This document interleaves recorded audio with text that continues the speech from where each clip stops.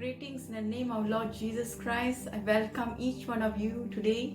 It's such a pleasure to be back once more. So today's title of the video would be Compassion to Action. And the story is taken from Luke chapter 10 verse 25 to 37. That is talking about the parable of the Good Samaritan. So let's dive into the word straight away.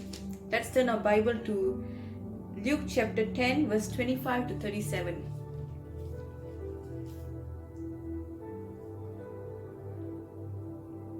One day an expert in religious law stood up to test Jesus by asking him this question: "Teacher, what should I do to inherit eternal life?"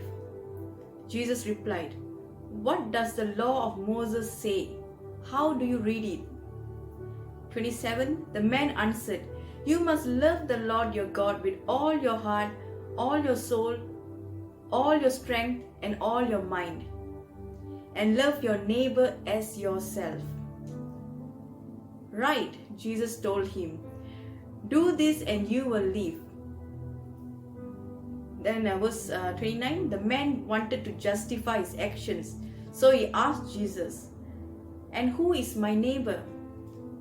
Moving on, verse 30, parable of the Good Samaritan. Jesus replied with a story. A Jewish man was traveling on a trip from Jerusalem to Jericho, and he was attacked by a group of robbers. They stripped him of his clothes, beaten him up, and left him half dead beside the road. By chance, a priest came along, but when he saw the man lying there, he crossed to the other side of the road and passed him by. A temple assistant walked over and looked at him lying there, but he also passed on the other side. Then a despised Samaritan, a disrespected person in the community, came along, and when he saw the man, he felt compassion for him. Going over to him, the Samaritan soothed his wounds with olive oil and wine and bandaged them. Then he put the man on his own donkey and took him to an inn, to a lodge, to a normal hotel, where he took care of him. Verse 35, the next day he handed the innkeeper 2 silver coins, telling him, "Take care of this man. If his bill runs higher than this, I will pay you the next time I'm here." Verse 36. Now which of these 3 would you say was a neighbor to the man who was attacked by the group of robbers? Jesus asked. Then the man replied, "The one who showed him mercy." Then Jesus said, "Yes, now go and do the same." So the story, the Good Samaritan. So the first thing about this parable would be the parable of the Good Samaritan teaches us 3 principles about loving our neighbors. So the first one would be lack of love is often easy to justify. You know, in the sense of when the religious law, he's a lawyer, he wanted to justify himself, considering when Jesus told love your neighbor as yourself, and he told love your neighbor as yourself, he asked Jesus, then who is my neighbor? So it's easy, you don't want to help, it's easy to just kind of justify yourself. That is one of it. The first point, lack of love is often easy to justify. Second one would be our neighbor is anyone of any race or social background who is in need, any type of need. And thirdly would be loving someone means acting to meet that person's need. So wherever you live, there are needy people close by. So to whom will you be a good Samaritan? The question here. So let us save the question later on. So here I would like to dive deeper in each of the scriptures that I've read just now. So the first thing, there are main characters over here. I would say the main character would be the Jewish man. The Jewish man, I believe he's a believer over there. He's a believer, Jewish man, he's a Christian man. And also, you see, the religious teachers, one of it is a priest and also a temple assistant. So when this Jewish man was laid half dead on the road, and first person came was a priest. A priest came and just crossed over to another side. And also came another Christian, a temple assistant who's working in the temple. These two people knows the law, knows every single thing, but yet they didn't display the love of God. They didn't show compassion. So the second one, the temple assistant showed compassion, but there was no action indeed. Thirdly, the Samaritan, the despised Samaritan, the person who is rejected by the community. You know, from last time, Jews and the Jewish and the Samaritan can't get along. So what is it? They are like kind of wayward behavior. They are living in a very wrong manners. So people tend to despise them, reject them, and keep them aside. But the person who is rejected and who is not children of God are the one who are showing or displaying that character of Christ. What happened was this. Then the despised Samaritan came along. You know, he showed compassion. He felt compassion, and not just feeling compassion on him, on the Jewish man.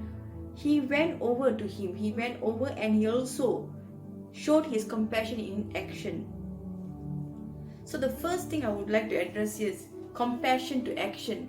The first thing about the Samaritan, we like to focus on the Good Samaritan.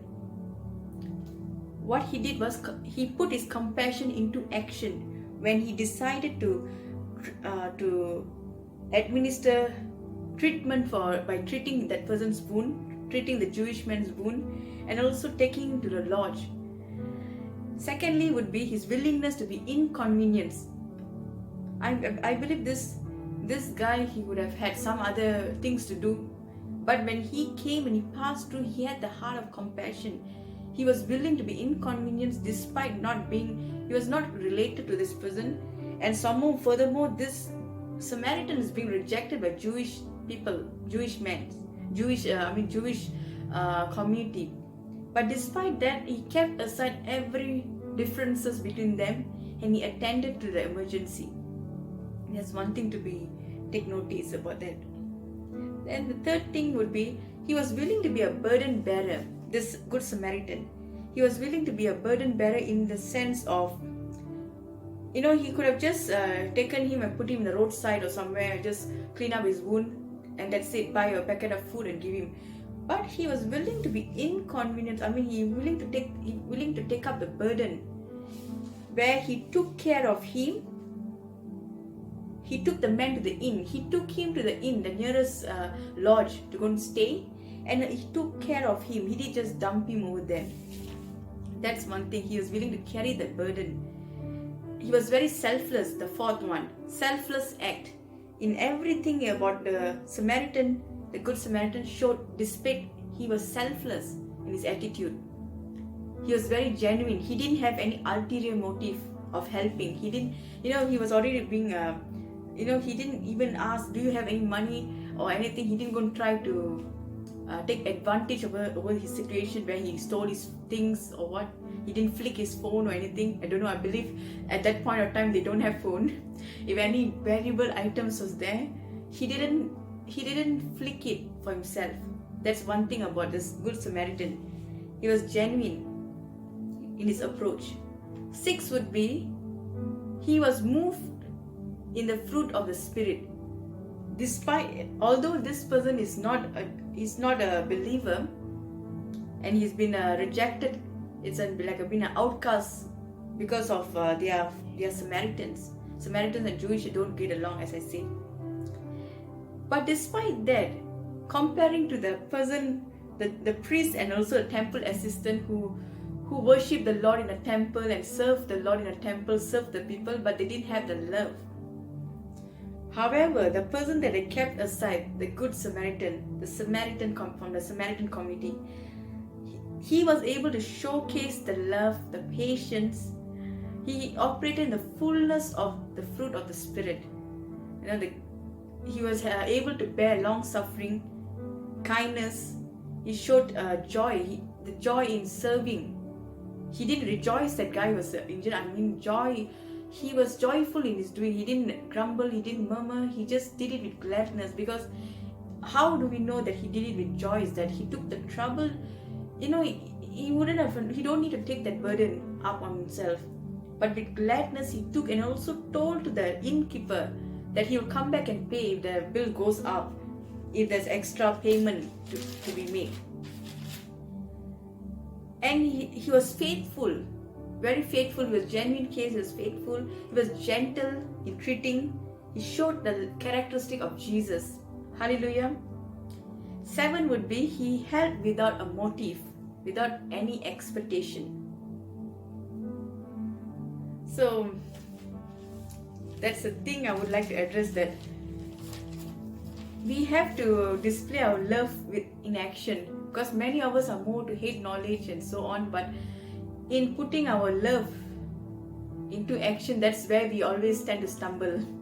Probably why we do stumble is that maybe we have been hurt the most, maybe we have been so much a giver, we've been forgiving too much and so on, but we tend to be bruised again, we've been hurt, broken hearted, but there is a sudden hardness of heart comes in.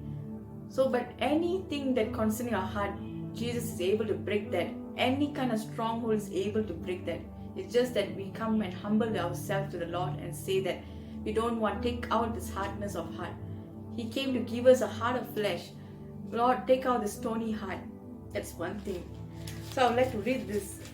So the collection of the attitudes concerning this parable would be, the needs of others bring out various attitudes in us. Jesus used the story of the good but despised Samaritan to make clear of what attitude was acceptable to him and what was not. So if we are honest, we often will find ourselves in the place of the lawyer, needing to learn again who our neighbor is. So note these different attitudes toward the wounded man. I'll be reading this.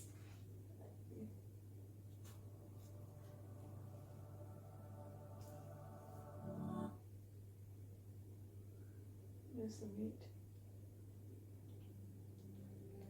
Okay. So to the lawyer, the wounded man was a subject to discuss.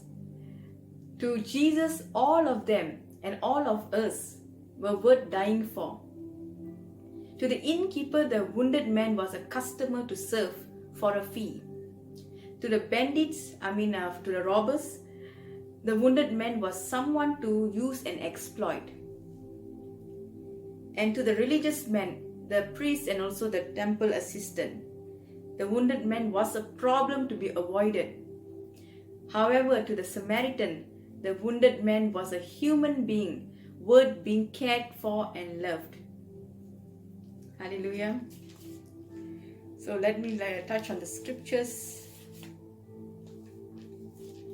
Let us turn our Bibles to 1 Corinthians chapter 13 verse 1 to 3.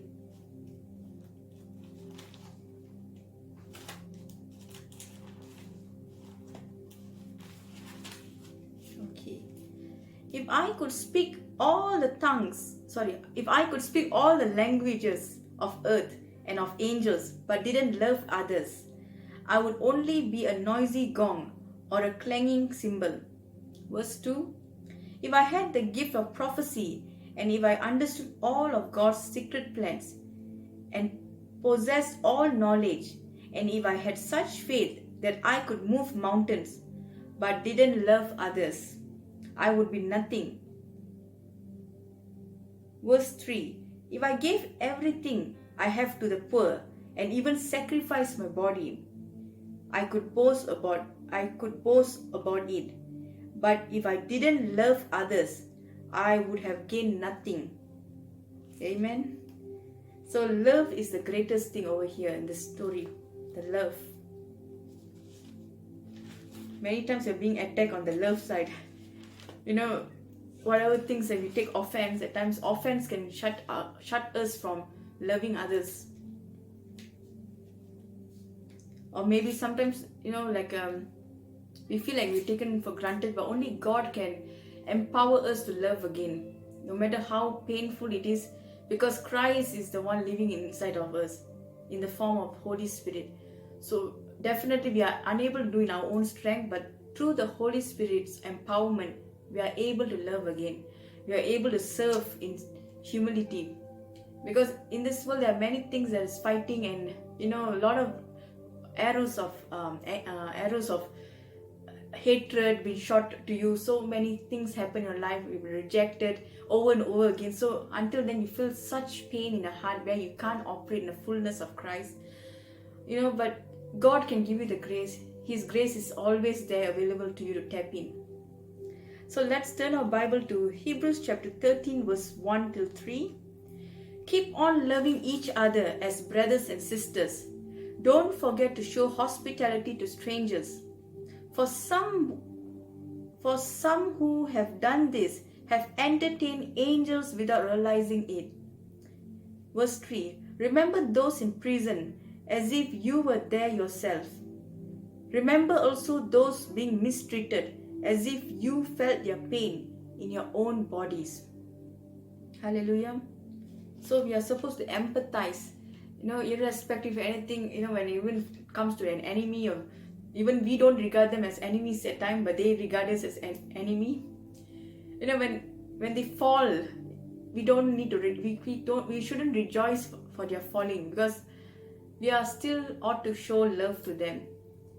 As you are being led by the Holy Spirit, definitely you will not rejoice when even your enemy falls, because you have tasted God's goodness, and when things happen around you, when people are attacking you, they're attacking your personality, because that is where your purpose is intersect. There's something about our personality that it carries. Each of our personalities are different, but our personality carries such magnitude where the enemy is always attacking our identity.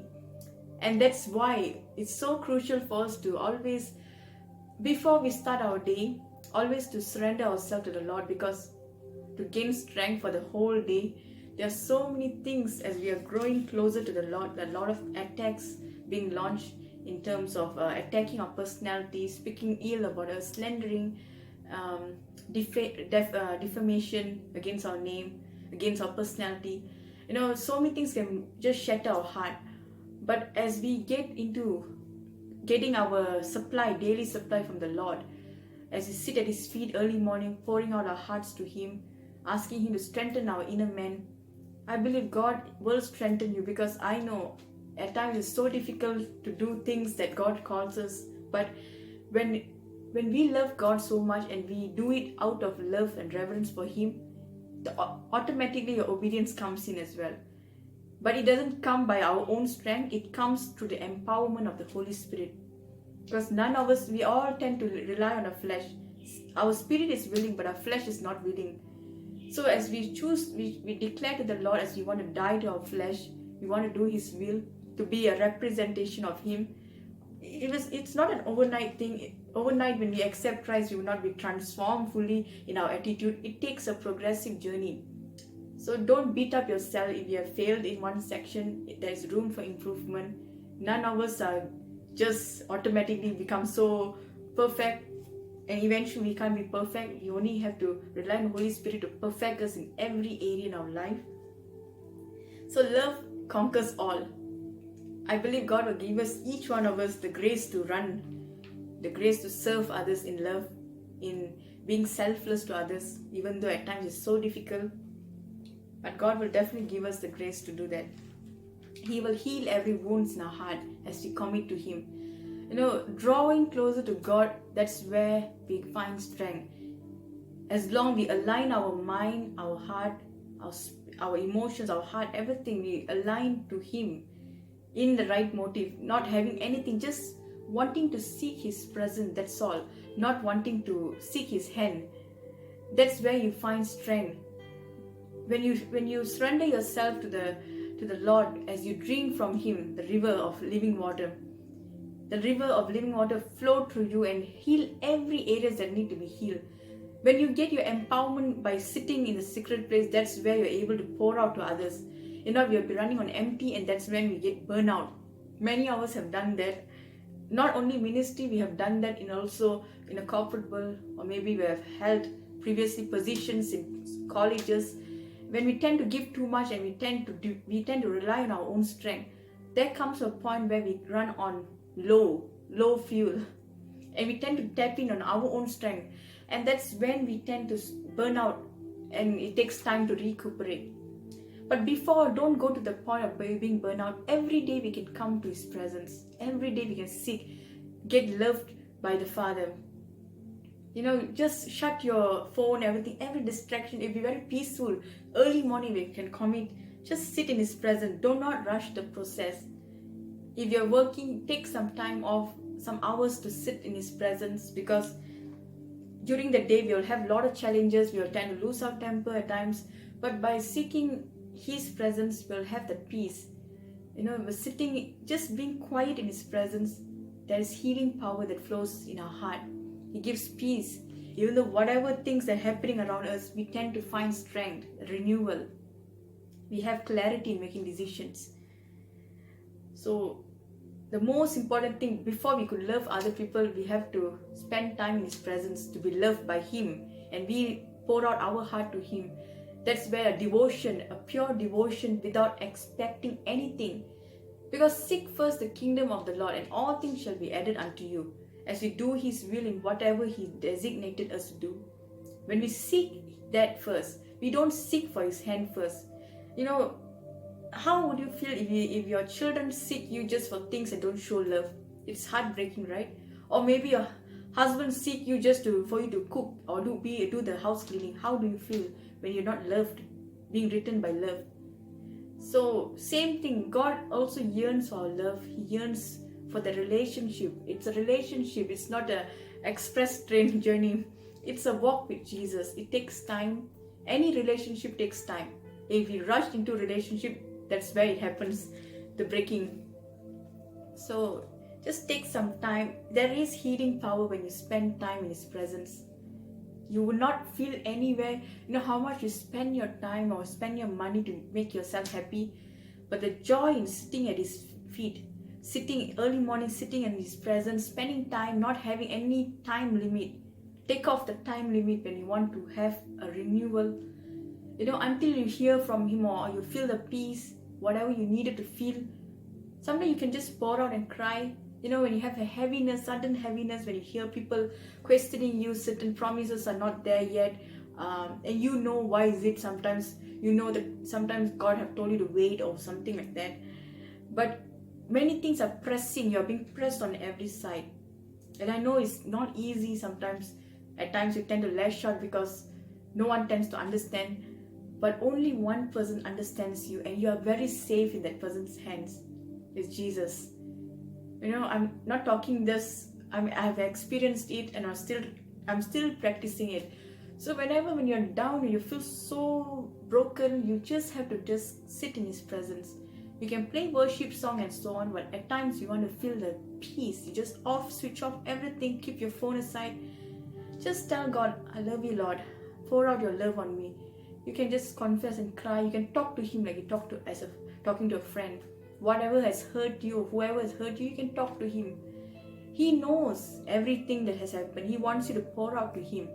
As you pour out and talk about whatever things is bugging you at that point, you'll find a relief. You feel that something just left you. You feel the burden has just left you by just talking.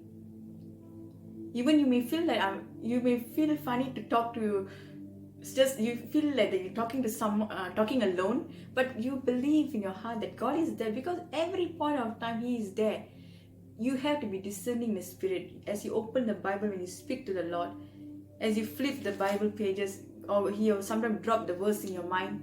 In every part of your thing, maybe He'll lead you through Facebook. Sometimes you on your Facebook, you see one scripture, it really convicts your heart, and you open and you read.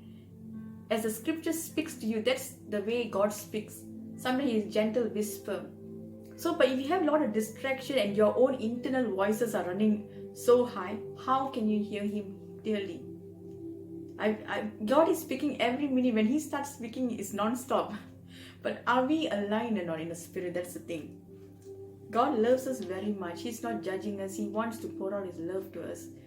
He is that is the only place we can find healing, comfort. No one can understand us. No one knows the deep desires of our heart. Only the Father knows. So I believe that some of y'all have been so heavy. You're feeling so heavy. You're feeling so depressed. Some of y'all may be having suicidal thought. Do not opt for suicide. Spend some time talking to the Lord. If you feel like you're lonely, you can reach out to someone whom the Holy Spirit leads you. Choose a person who's a listener. Nowadays, the world is deficit of listeners. There are more critics than listeners. So it takes, love doesn't mean you have to give in a monetary form or buying a gift and giving or something like that. Showing love can be even in the form of listening. Just listening to someone who needs to be listened. Just being there without judging them. That is the way we show love as well. That is the way you help someone who's having emotional turmoil, where you allow them to speak out without you judging them. Even you can't give them a solution, but they'll thank you at the point of time. At the end of whatever they've spoken, they'll thank you, because they feel the relief. Because when you're close to close ones, or some people who know them, they tend to shut them. So when they tend to shut them, their emotions are built up inside. So learn to identify with some people who they are acting a bit strange lately. Try to reach out to them. Try to be a willing vessel to listen out to them. Don't try to stuff all your opinions. Some of us would have made some mistake in the past. We have room to rectify it. Allow the person to pour out whatever. As the Holy Spirit leads you, you minister to that person. Or sometimes you will not say anything. You just have to just listen to them. And they will be able to heal more. I believe when you give a listening ear to a person, healing occurs very fast. When you even you have some pain in your heart and you feel you want to talk and express and you don't have anyone and you don't know who to talk to, when you speak in the presence of the Lord, when you're alone in a room, one-on-one with God, when you speak, you will have the healing faster. You're able to regulate your emotions fast. Sometimes you want to just express your anger at that person, but you can't do that. So you go in the room, you do something, you just try to express to the Lord. God is faithful. He loves you very much. He's not going to take note and tell, this person is so. Even Jesus expressed emotion. He didn't hide his emotions. He wept. He was angry. He was burdened. He had all kinds of emotion. He had the love. If you notice in the Bible, Jesus always withdrew to the silent place, to a quiet mountain. He went and spent time in prayer. He had communion, fellowship with the Father. If Jesus, the Son of God, needed to go through that, he needed to have a time of solitude, how much more we as human being on earth. So why Jesus came on earth and did that is that he's showing us an example how we should run our life on earth. He has set the example. Before he goes about healing people, he always had his personal communion with the Father in the early mornings until to the next day that he comes down, and that's when he elected the disciples. So every task he spent time communion. At times when he wanted to go on the way, he'd be bumped with the people needed for healing. But Jesus didn't chase them out, he did it. But you see, we needed our renewals to renew our inner man when we withdraw ourselves from the noise around us. Sometimes we just need that quiet moment to heal, to hear from him. Just one word from God can just transform our life. Just one word from God can just turn our emotions to a different. When you're feeling down, all of a sudden you have that joy. Even you don't have that, there was no physical manifestation of something you were promised. But as the Holy Spirit ministered to you, Holy Spirit is just like a comforter. He's a teacher, he's a nurturer. He guides you in all truth. He corrects you when you're wrong. So in order for us to heal from any brokenness, spend more time in His presence. That's where you get strength. So moving on to Hebrews 13 verse 16. Reading from MSG, the Message version. Make sure you don't take things for granted and go slack in working for the common good. Share what you have with others. God takes particular pleasure in acts of worship, a different kind of sacrifice that takes place in kitchen and workplace and on the streets. So worship, just not holding the your instrument, your guitar or playing piano, that's not the thing. Worship can come in any form. It can come in also serving people. That is our worship unto the Lord. Our giftings, whatever giftings, prophetic or anything, that's how we operate. But if we don't have love, that is all meaningless. Like we read just now in 1 Corinthians 13 verse 1 to 3. So that is a sacrifice unto the Lord as you minister to people, being a listener, being an encourager, speaking the word of the Lord into their life, crying with them. At times, no, it's not about all this preaching. It's about our action. Sometimes people just want to blast everything to them and just go off. Many people don't take the time to understand from where that person came from, what they endured. People are so quick to judge from the external compared to what is internal in them. People tend to label a lot of things. And you, being a child of God, if you have done that, it's time for us to repent. Knowingly or unknowingly you're done. It's always God is always there to forgive us. So there's nothing, we are not perfect. We all have done something wrong. So the Holy Spirit will convict us. So just repent, confess and repent. And always be sensitive, because we don't know how the Holy Spirit moves us. We have to align. Sometimes God will just tell you, pick up the phone and just give a call. Or someone is committing suicide, reach out to them. For me, happened a few times like that. So that's the thing, how even I wanted to just have my own time to rest or something, but spontaneously something happens. I had to flip my Facebook. I noticed something was wrong. I had to reach out to that person. It happened a couple of times. That's how Holy Spirit prompted. Even I don't know that person. So that's how we align ourselves. It doesn't matter that we don't need to every time show that we care for a person by buying things or anything. It could be any action of love. Like I said, listening.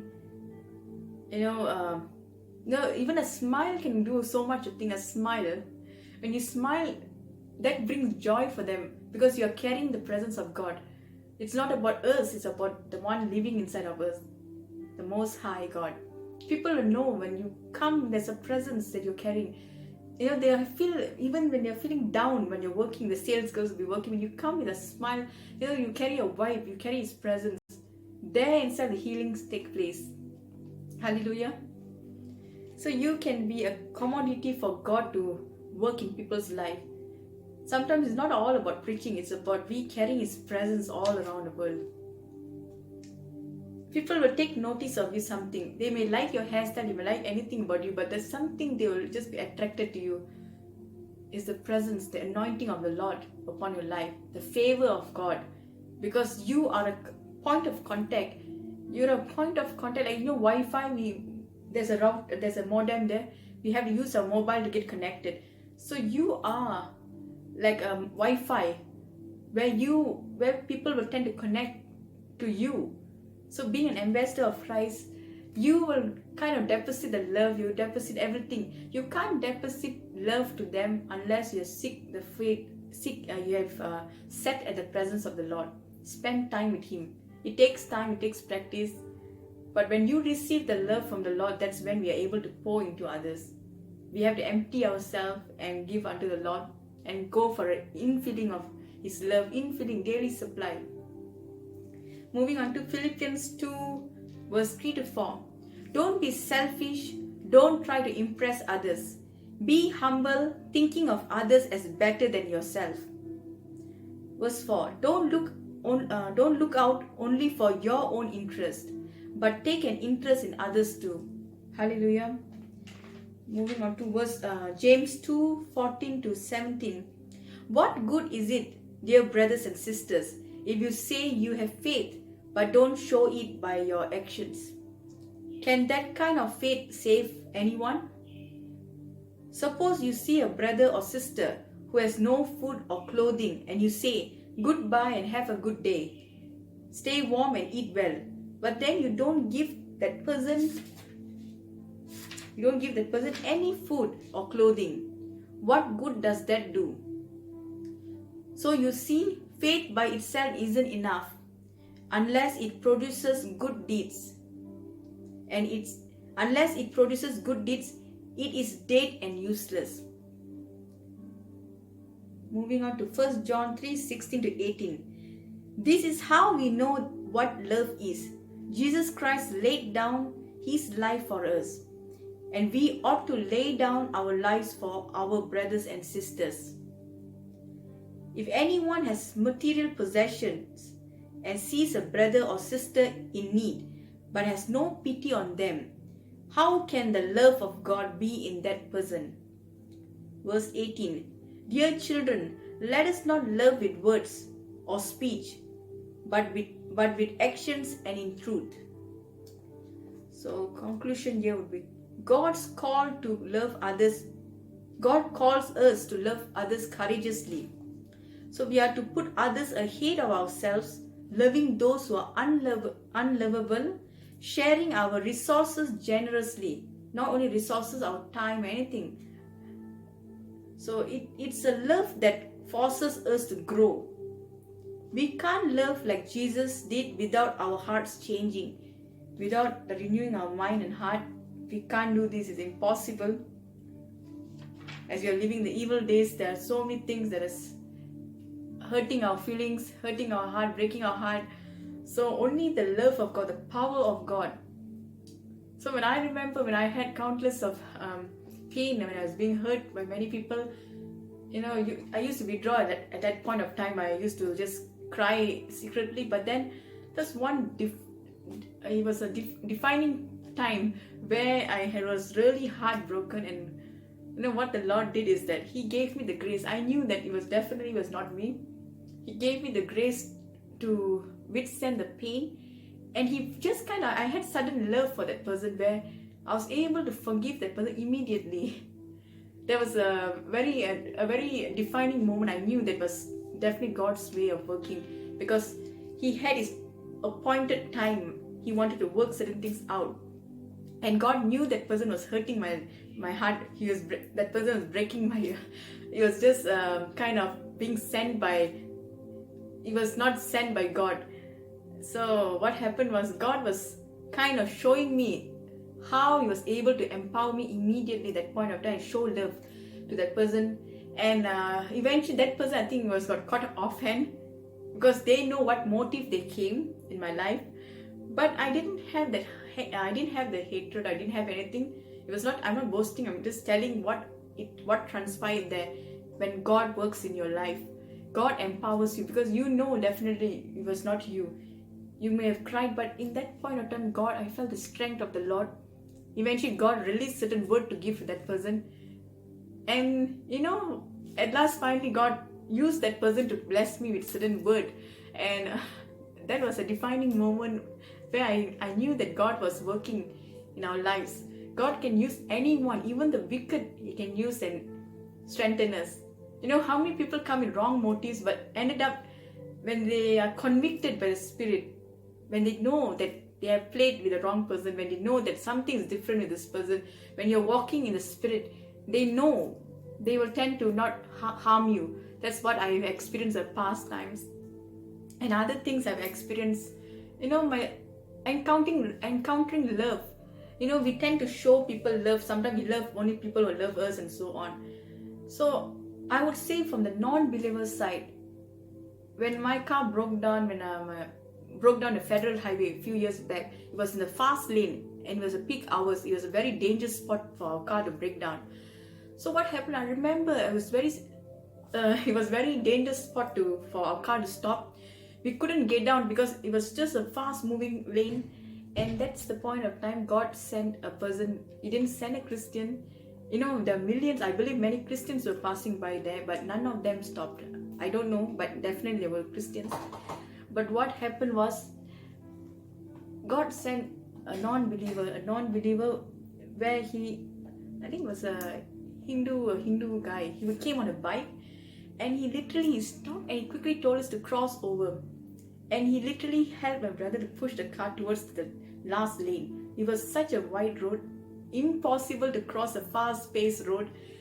But God, you see, used a person, non-believer, to help us at that point of time. And I felt the love of God.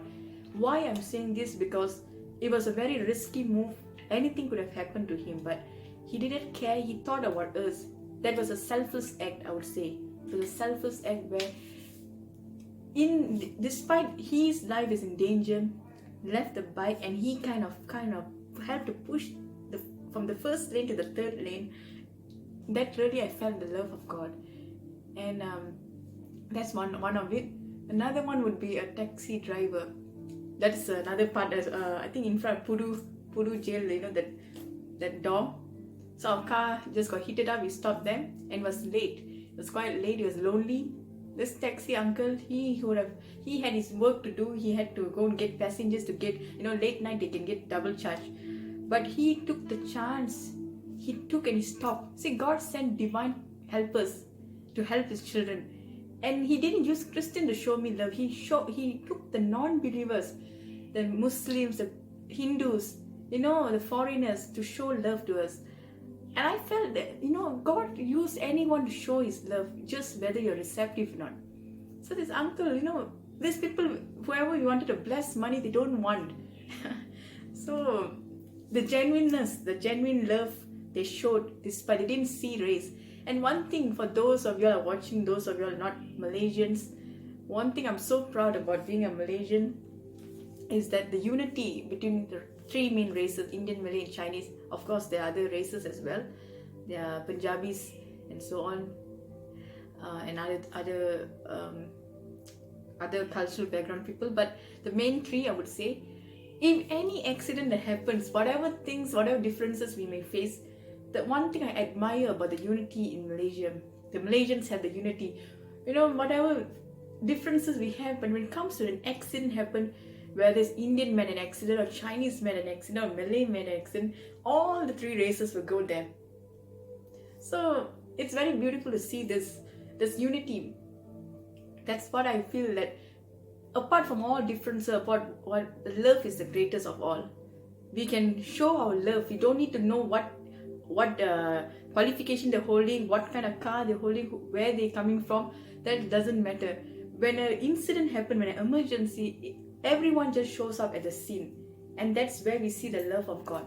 That shows what Jesus didn't come to die for only Christians. Jesus came and died for the Hindus, the Muslims, the Christians, anyone, Punjabi. He died for everyone. He loves everyone because his love is running through them as well.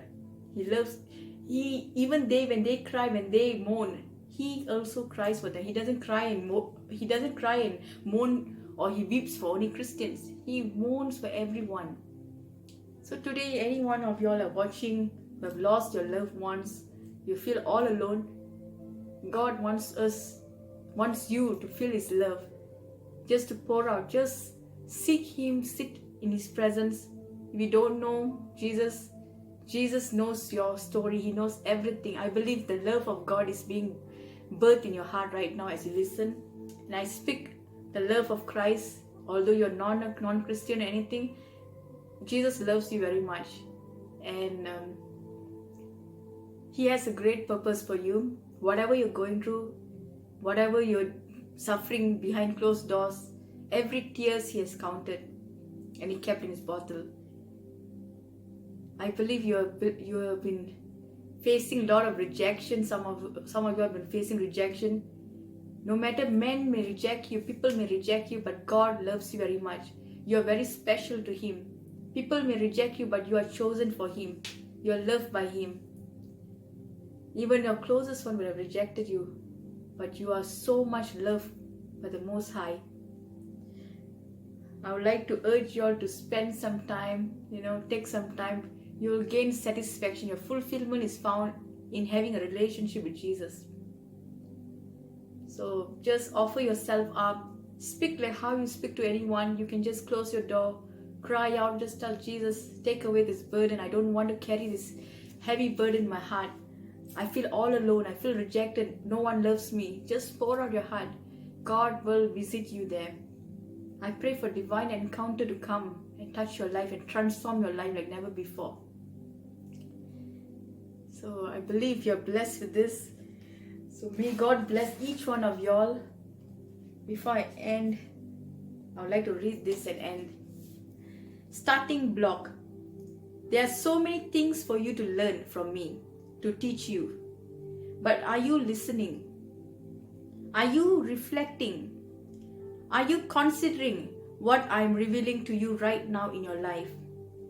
Reading the word is great, but applying it to your life and reflecting upon it is even greater.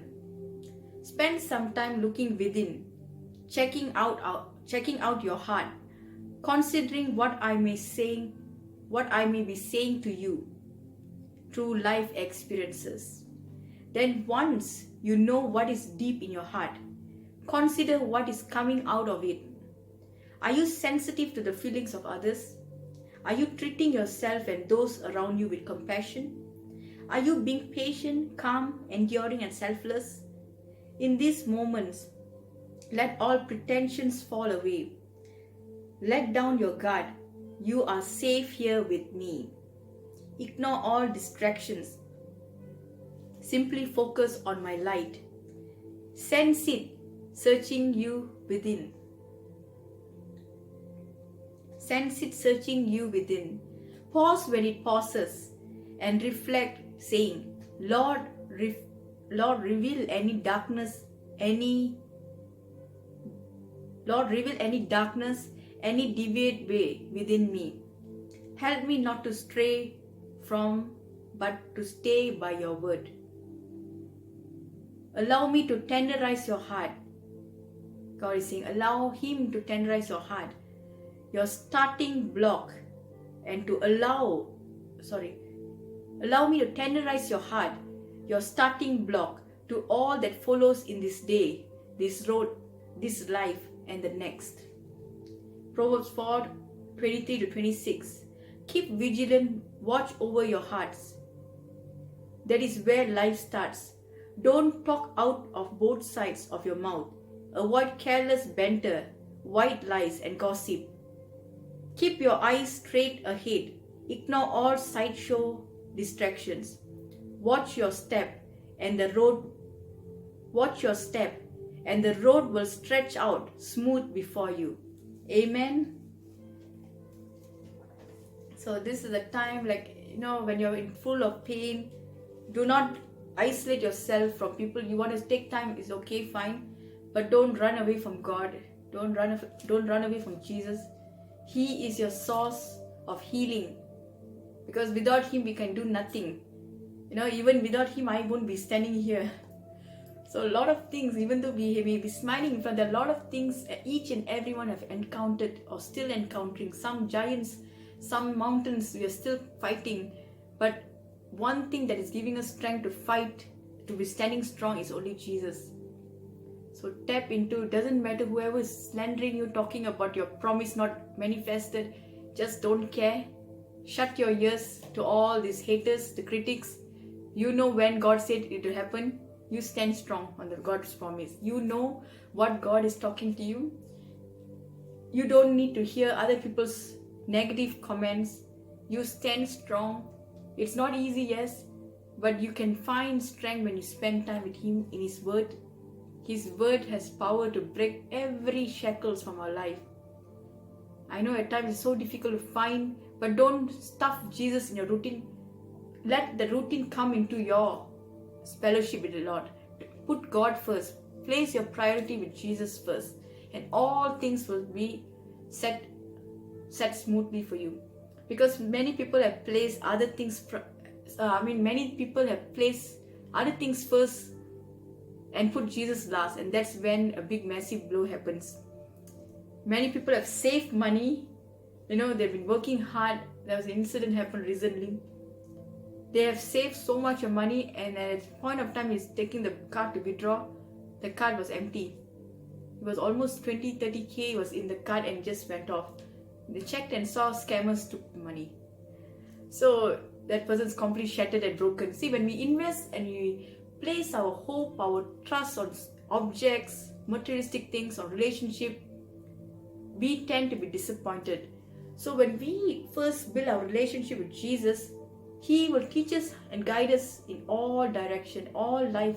He will teach us how to treat people. He will teach us how to run our lives. You know, it takes time. It takes patience. You need to be patient. When you, it's not a, it's a journey. It's a walk with Jesus. It's not an express train. So we need to be utmost patient. It takes time to grow in the spiritual growth. Many of us know what we're talking about. It takes time. At times we can grow so impatient. You want to rush God to do certain things. So don't rush. When He say wait, just wait. When He say move, move. Walk in obedience, because that's where your blessing is attached to. You don't want to miss your blessing. So I also want to pray for those of y'all mourning, those who have lost their loved ones during this time. And this festive season is the most difficult time. I know that it's a very painful thing. I've also came across, one person told me about that, and I know that because I've lost a lot of loved ones. Not only me, there are many around the world. So when it comes to festival times, we tend to mourn. I pray for God's love and for His love to be in your heart. I pray for God's presence to be always there. May God always keep you happy, keep you healthy, and you will not have anything to just worry about. Even though you have needs, I believe God will meet your needs, each and every needs, and strengthen you. So keep persevering in Christ.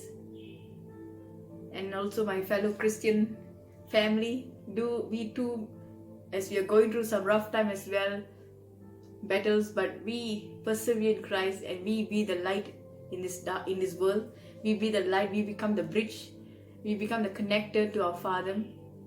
And also keep striving, keep doing His will. May the Lord's strength be upon each one of you, and He sees every single thing you're doing, and He is healing every heart that is broken. He's mending every brokenness. Your brokenness, there's treasure in your brokenness. There's power. Whenever God allows breaking to happen, that means He's rebuilding your life. There's new things happening, new beginning. So just hang in there. I know it's not easy in the healing journey, but just commit it. Because in due season, we will be a great vessel in His hand, mending other people's hearts, being a light in the dark tunnel in people's life, and also showing compassion where it's needed. So endure the healing journey, endure whatever He called you to do. So God bless you all. Also, before I end, there are prayer points to ask the Lord to help us, is to love others. Help us, Lord. Lord, help us to love people. You love them. Take us step by step in understanding to love our neighbors as ourselves. It is very important. Our neighbors can be anyone sitting, not only in the residential, anyone sitting in a college, maybe the person sitting next to you, or you're teaching, or anywhere. Any place you see a person next to you is your neighbor. So just treat them. It could be in the Facebook, could be anything. So everyone, including myself, all of us in the learning journey, we have made mistakes. We had made mistakes past. So it's time for us to rectify at times. It's never too late. Don't beat yourself up. That's what I say. So God bless you all. I hope this was a eye-opening message. So God bless you all. Stay healthy, stay safe. And that's all. God bless you all.